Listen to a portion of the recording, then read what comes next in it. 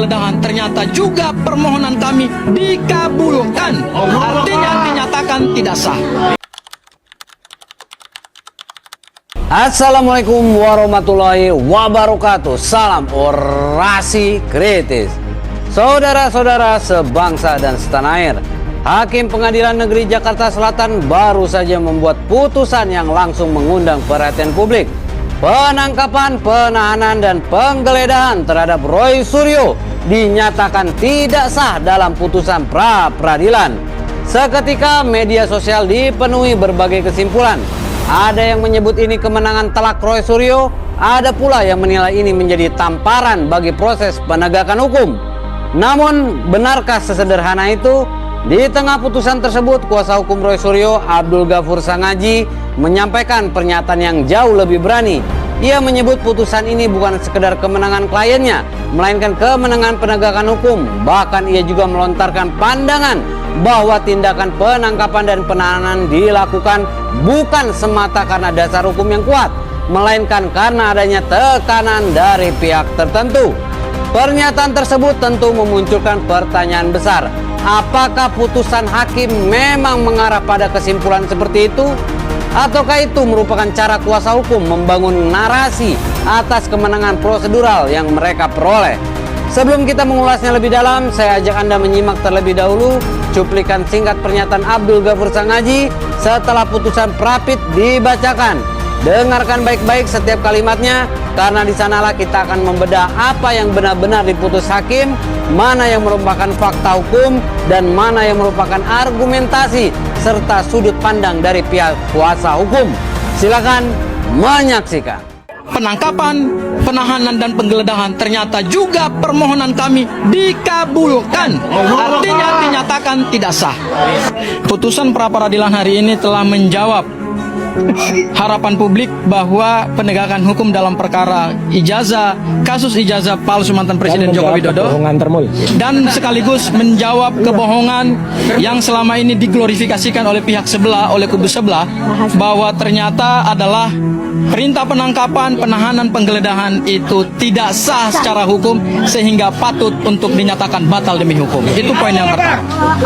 Poin yang kedua adalah ini kemenangan adalah kemenangan penegakan hukum, bukan kemenangan Mas Roy, bukan juga kemenangan kami kuasa hukum, tetapi kemenangan penegakan hukum karena perkara Mas Roy ini menjadi laboratorium hukum baru, karena kita masuk dalam rezim KUH pidana baru, KUHP pidana baru, sehingga apa yang kemudian kita titipkan lewat perkara ini kemudian bisa menjadi pembelajaran supaya penegakan hukum ke depan harus dilakukan secara proper, due process of law, dan tentu harus mengedepankan prinsip hak asasi manusia. Nah, apa yang dilakukan oleh Polda Metro Jaya dengan penangkapan, penahanan, dan penggeledahan itu sesuatu yang sebenarnya kita melihat dari awal adalah sesuatu yang hanya untuk memenuhi kepentingan dari kubu sebelah.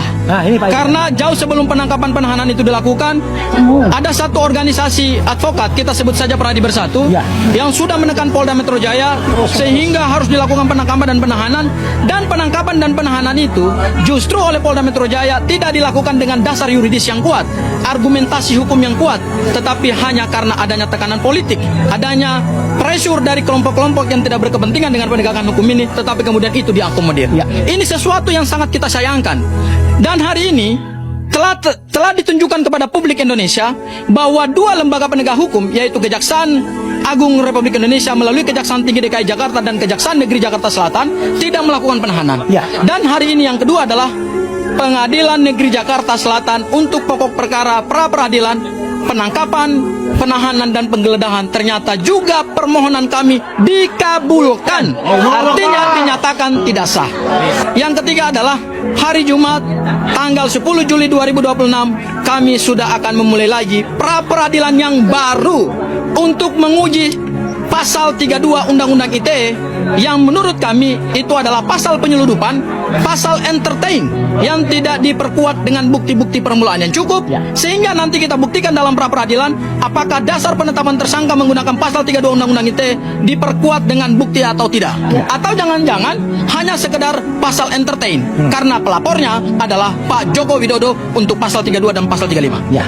Baik, pernyataan itu tentu mengundang perhatian. Namun dalam negara hukum, setiap pernyataan perlu ditempatkan pada porsinya masing-masing. Ada yang merupakan amar putusan hakim, ada yang merupakan argumentasi hukum, dan ada pula yang merupakan penilaian atau pandangan dari pihak yang berperkara. Lalu di mana letak batas di antara ketiganya? Apakah putusan hakim benar-benar menjadi sinyal adanya persoalan serius dalam proses penegakan hukum? Atau justru sebagian narasi yang berkembang merupakan upaya membangun opini publik di luar apa yang secara eksplisit diputus oleh pengadilan? Mari kita bedah satu persatu. Saudara-saudara, kalau kita mendengarkan pernyataan kuasa hukum Roy Suryo, Abdul Ghafur Sangaji secara utuh, ada satu kalimat yang menurut saya paling penting. Bukan ketika beliau mengatakan bahwa penangkapan tidak sah, bukan pula ketika beliau menyebut perkara ini sebagai kemenangan penegakan hukum, tetapi ketika beliau menyebut bahwa perkara ini harus menjadi pembelajaran agar penegakan hukum dilakukan secara due process of law, mengedepankan prosedur dan hak asasi manusia.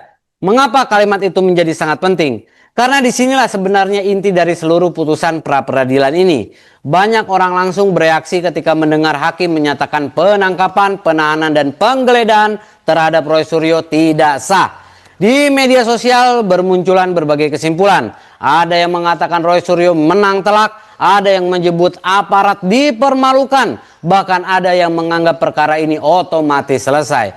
Padahal jika kita melihat substansi putusan, hakim tidak sedang mengadili apakah Roy Suryo bersalah atau tidak bersalah. Hakim juga tidak sedang memutus siapa yang benar dalam perkara pokok. Yang diuji oleh hakim adalah satu hal yang sangat mendasar, yaitu apakah tindakan penangkapan, penahanan, dan penggeledahan telah dilakukan sesuai koridor hukum acara pidana. Disinilah banyak orang yang keliru memahami fungsi pra-peradilan. Pra-peradilan bukanlah forum untuk membuktikan isi perkara. Pra-peradilan adalah mekanisme kontrol terhadap penggunaan kewenangan negara. Negara memang diberi kewenangan untuk menangkap, menahan, dan menggeledah. Namun kewenangan itu bukan tanpa batas. Ada prosedur yang harus dipenuhi, ada syarat yang harus dipenuhi. Dan ketika prosedur itu dipersoalkan, pengadilan diberi kewenangan untuk mengujinya. Artinya, putusan hakim dalam perkara ini lebih berbicara kepada cara negara menggunakan kewenangannya, bukan mengenai benar atau salahnya tuduhan terhadap Roy Suryo. Lalu bagaimana dengan pernyataan kuasa hukum yang menyebut bahwa ini adalah kemenangan penegakan hukum? Dari sisi komunikasi publik, pernyataan itu merupakan strategi yang sangat menarik. Fokus pembicaraan digeser. Semula publik membahas Roy Suryo sebagai tersangka. Setelah putusan dibacakan, fokus diarahkan pada prosedur penegakan hukum. Narasi yang dibangun bukan lagi tentang individu, tetapi tentang prinsip negara hukum. Strategi seperti ini memang efektif dalam membentuk persepsi publik ya. Namun kita juga perlu membedakan antara narasi komunikasi dan fakta hukum. Fakta hukumnya adalah hakim menyatakan tindakan tertentu tidak sah sesuai amar putusan yang dibacakan. Sementara makna bahwa putusan tersebut merupakan kemenangan penegakan hukum adalah interpretasi yang disampaikan oleh Abdul Ghafur Sangaji kepada publik. Hal yang sama juga berlaku ketika kuasa hukum menyatakan adanya tekanan politik dalam proses penangkapan dan penahanan. Pernyataan tersebut tentu menjadi perhatian publik. Namun perlu dipahami bahwa itu adalah pendapat pihak kuasa hukum.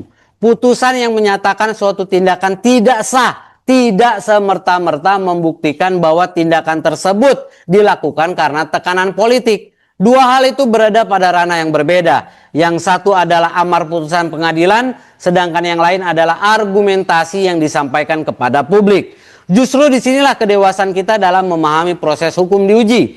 Jangan sampai kita mencampur adukan apa yang benar-benar diputus oleh hakim dengan apa yang disampaikan oleh para pihak di luar ruang sidang. Menurut saya, pelajaran terbesar dari perkara ini bukan hanya tentang Roy Suryo. Pelajaran terbesarnya adalah bahwa dalam negara hukum, prosedur bukanlah sekedar formalitas administratif. Prosedur adalah instrumen untuk memastikan bahwa kemenangan negara digunakan secara sah, proporsional, dan dapat dipertanggungjawabkan. Bayangkan jika suatu hari prosedur dianggap tidak penting. Hari ini mungkin yang terkena adalah seseorang yang kita kenal dari pemberitaan. Besok bisa saja siapapun yang mengalami hal serupa. Karena itulah hukum acara pidana dibangun bukan hanya untuk memberi kewenangan kepada aparat, tetapi juga untuk memberi perlindungan kepada setiap warga negara dari penggunaan kewenangan yang tidak sesuai dengan ketentuan hukum. Di sisi lain, publik juga perlu memahami bahwa putusan pra-peradilan bukanlah garis akhir dari seluruh proses hukum. Perkara pokok tetap memiliki mekanisme pembuktian tersendiri. Artinya koreksi terhadap prosedur tidak identik dengan penilaian terhadap substansi perkara. Kedua proses itu berjalan pada jalur berbeda dan memiliki tujuan yang berbeda pula. Karena itu saudara-saudara, menurut saya pesan terbesar dari putusan ini bukanlah siapa yang menang atau siapa yang kalah. Pesan terbesarnya adalah bahwa penegakan hukum yang kuat tidak hanya diukur dari keberhasilan membawa seseorang ke pengadilan, tetapi juga dari kemampuan seluruh aparat penegak hukum untuk menjalankan setiap kewenangannya sesuai aturan yang telah ditetapkan, ya. Jangan sewenang-wenang aparat, ya. Jangan.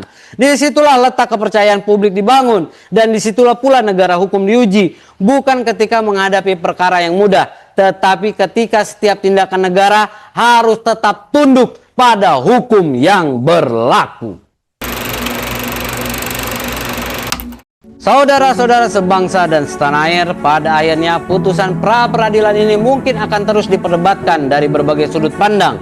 Ada yang melihatnya sebagai koreksi terhadap prosedur penegakan hukum, ada pula yang memaknainya sebagai kemenangan prinsip negara hukum, ya. Ada pula yang tetap berpendapat bahwa perkara pokoklah yang nantinya akan menentukan segala sesuatunya, yaitu masalah ijazah Joko Widodo.